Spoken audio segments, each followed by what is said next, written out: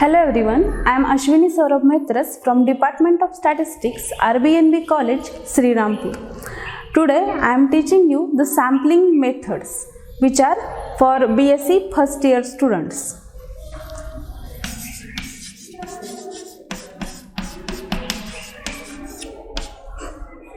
So in my last lecture there was a point about population and sample. So population is an aggregate of objects under study and sample is any subpart of that population is called sample, and we have taken many examples for population as well as sample. So in today's lecture, let's see how this sampling can be done. So basically there are two types, they are random sampling and non-random sampling.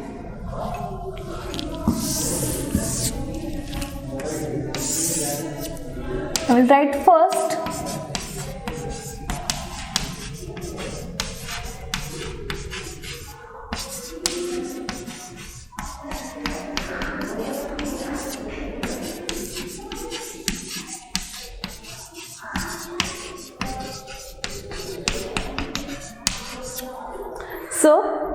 random sampling and non-random sampling, these are two types of sampling. Let's see first what is the non-random sampling. So if an investigator takes a sample by using his convenience or by his judgment, then that sampling type is called as the non-random sampling. So basically this is a method in which we can do the sampling by some partial method. So this is actually unscientific method and it does not follow the rules of statistics, also the laws of probability. So they are not followed in this type of method. So in this case, we can take the sampling units by our convenience. For example, if we want to select the students for debating competition, and certainly in that case, certain numbers, certain students get selected in your sample as per your convenience. So this is the purposive sampling.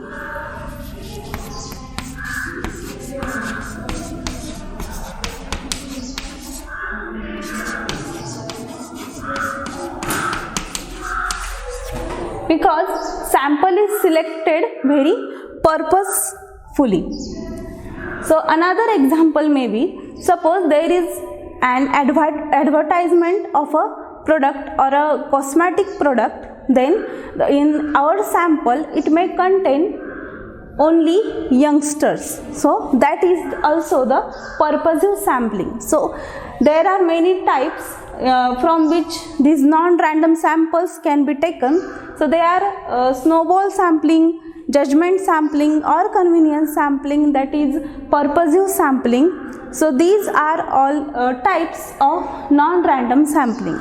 So in this case there may happen a bias, due to which we will have a problem in estimation, and to overcome that drawback we use generally the random sampling. So in random sampling, the sampling units are taken by impartially.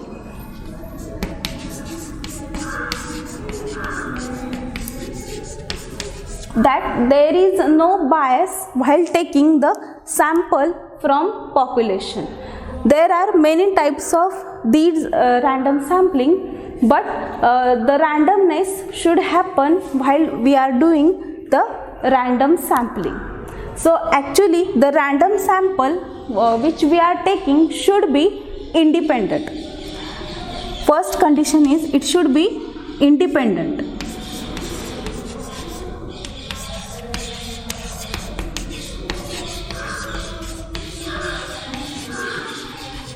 Means actually the sampling units which are to be taken should be independently distributed.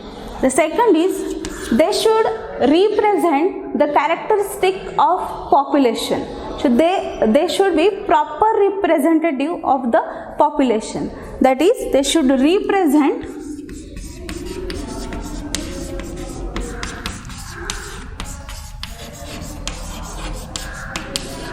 population, that is characteristic of that population should be represented. And third is, the sampling unit should be evenly spread all over the population. Means we want to select the sample, then the units should be spread equally, so that we can take the proper sample from the population. So these are some conditions for random sampling.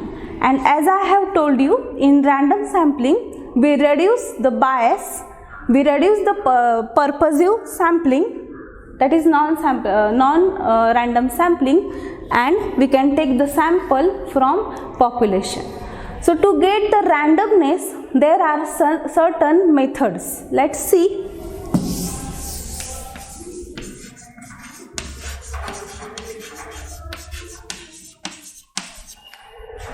So it is needed to have randomness in your sample. For that purpose, we can use many methods such as lottery method or random numbers method, means use of random numbers, and we can use also the computers to get the randomness in sample. Let's see one by one. So first is lottery method.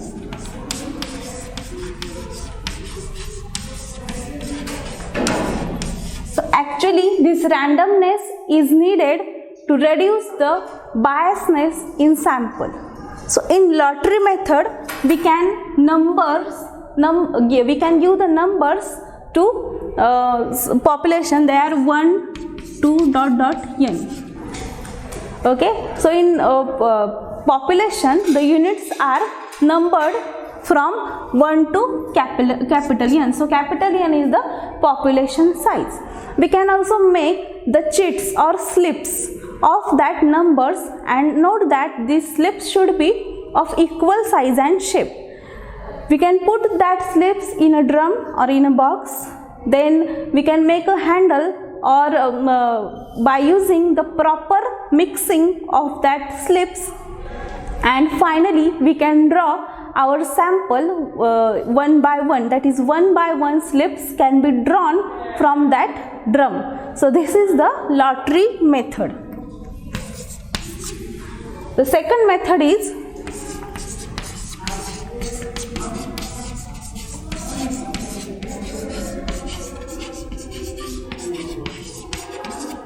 use of random numbers. So various random number tables are available, in which the numbers from 0 to 9 are in such a way that they are in the random manner. And if we want to select the two-digit number, then these numbers are allotted in a rows or two columns. Then we can select the number between 0, 1 to up to 99. So any two-digit number can be selected by selecting any number from first row and second row, or by first column and second column. So this may happen for also the three-digit number. So there are 3 columns and 3 rows, and each row and column having the numbers from 0 to 9, which are purely in a random manner. So they are situated at random manner, and we can select any number from row and column, and we will get our random number, that is whatever we want, 3-digit or 2-digit or any. So this is the use of random numbers to select or to get the randomness in your sample. The next method is use of computers.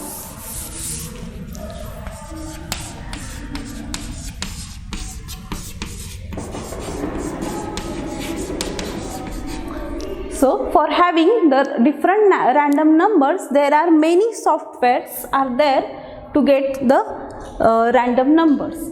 For example, we can use the MS Excel to have a random number. So in that we can go for a function, then this math and trig option, and finally we will have our command. So by using these steps we can select the random number by using computer, that is by using the MS Excel. So besides that there are many softwares which provides us the random numbers. So this is all about the randomness. So if the units are, each unit is having equal chance to get selected in a sample. So each unit is having equal chance of getting selected in a sample, then it is called simple random sample.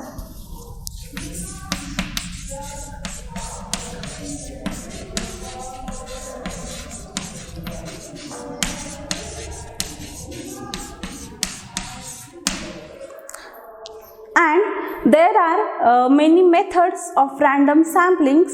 Of that, first method is this is simple random sampling, and further this is divided into the two parts. So let's see first the tree diagram of random sampling.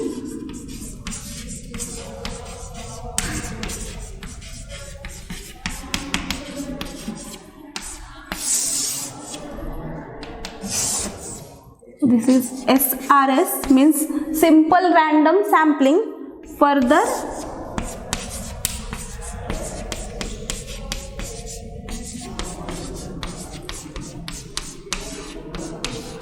SRSWR means simple random sampling with replacement, and SRSWOR means simple random sampling without replacement.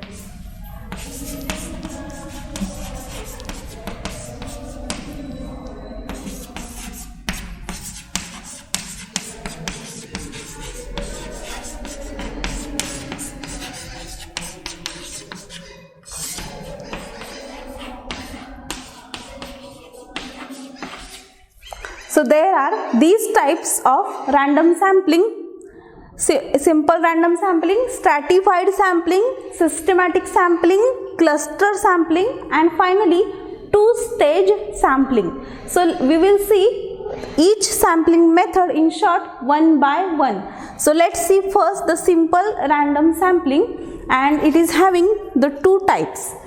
Okay, so if we are going to give the equal chance of selection of each unit in the population, so it is selected in the sample, we are giving the equal chance, then it is called as the simple random sample. And by the selection, there is a little difference between the selection method, that's why it is divided into two, so with replacement and without replacement.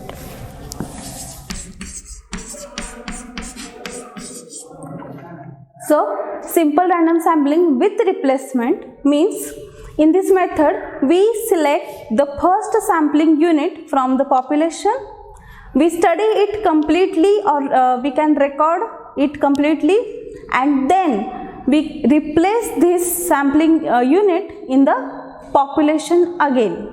So at the next draw, that is while selecting the second sampling unit, we are going to replace the first unit. Okay, in this way we will have our constant population size at each draw. So at each draw population size is same, because at every time unit is selected, it is recorded or studied completely and replaced it in the population. So it is the simple random sampling with replacement. So drawback of this method is, if once a sampling unit is replaced, so it may get repeated in our next draws. So sampling unit may be repeated in the sample. Okay, so this is the drawback of SRSWR, and this drawback is covered in the next sampling method, which is SRSWOR. means simple random sampling without replacement. So as the word suggests, we can select the sample by without replacing any sampling unit in the population. So population size gets reduced in each draw. So we take a first sample, we study it and keep it aside, then we select the next sampling unit. In this way we select our sample size n.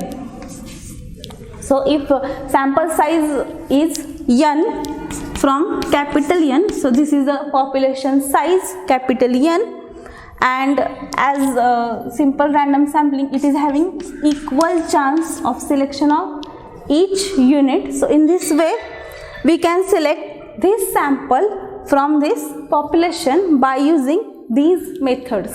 So let's see some examples. The first example is, suppose we are going to record or inspect the 500 articles which are for the inspection, and we can draw the defective number of articles from that by using the simple random sampling without replacement method. Then the next example is, if we want to study the average petrol consumption for a scooty, then we can use both the methods, that is SRSWR and SRSWOR.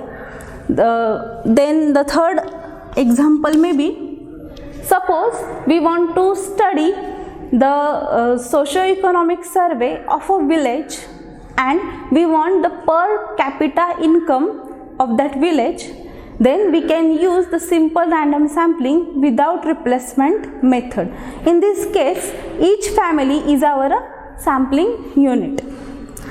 The next example may be, if we want to study the life of electric bulb, so while studying it we can use the SRSWOR method, that is we can select one by one the bulbs, we can record its life and we can keep aside. So this is SRSWOR method. The next example may be, if we want to study the blood or blood test, then few drops from a human body we can take, and this is done by using the SRSWOR method. So these are some examples of simple random sampling method. So there is a drawback of this method is that if population is heterogeneous, means all observations are not having equal characteristics. So population is a heterogeneous. Then in our sample it may happen that some part of population is not properly represented. That's why our conclusions may be wrong about that population. So we take the sample from population, we give the conclusions about the population. So if our selected sample is not proper representative, then it may give the problems related to the conclusion. So this type of drawback is covered in the next sampling method, which is stratified sampling method.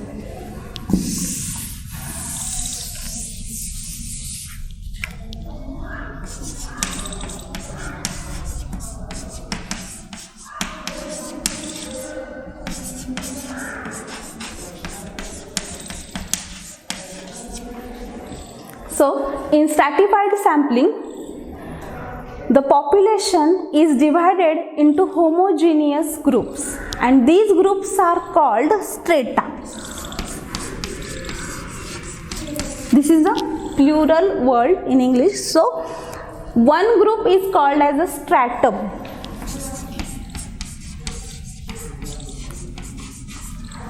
Means all heterogeneous population is divided into homogeneous groups. These groups are called strata.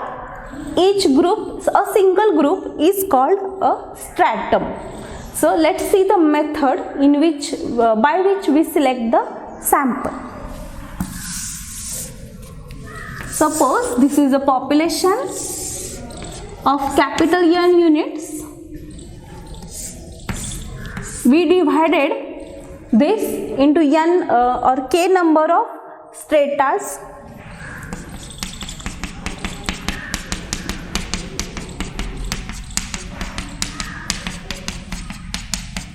So these are homogeneous groups. There may be K number of stratas. For example, I have drawn 4 stratas. Each strata is called as a stratum. And in this sampling method, what we do, we select the sample size N by taking few observations from each stratum.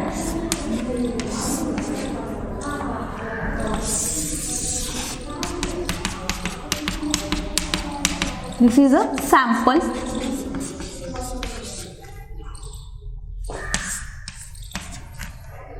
Okay, so we select the sample from each stratum and our sample size is small n. So from each stratum we select the sample which is of size n. So this is the stratified sampling method, in which the heterogeneous population is divided into homogeneous subgroups.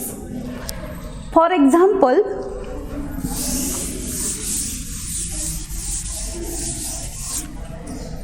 if we want to select the n number of students from a college, and this is population of college, it may be divided into stratas as classes. So this may be 11th, 12th or F.Y.Sc. These kind of stratas may be there, and we can select this sample size n from each stratum. We can take the sample by using the random sampling as we learned previous. So this is the stratified sampling method. Or if we the second example may be, if we want to estimate the annual income of a village, then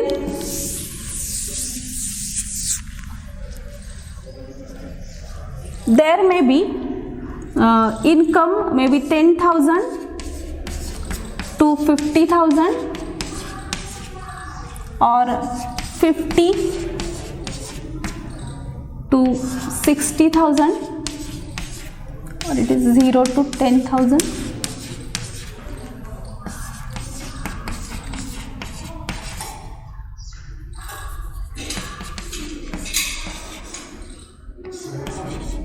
So up to 60,000 to 1 lakh. So these are some stratas, and we want to we can select the n number of families from each stratum to study the annual income of a family, so that we will have a sample from each strata, and each strata is represented in our sample.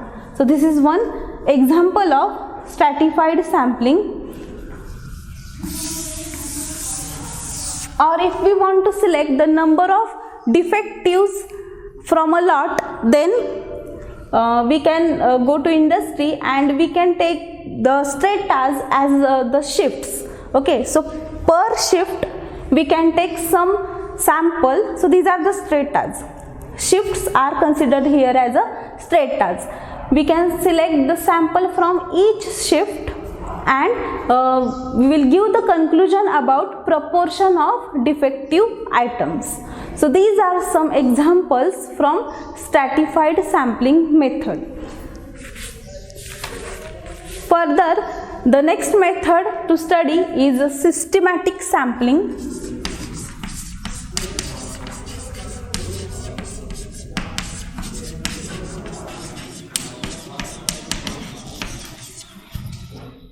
So in systematic sampling, as the name suggests, the random sample is selected by systematic manner.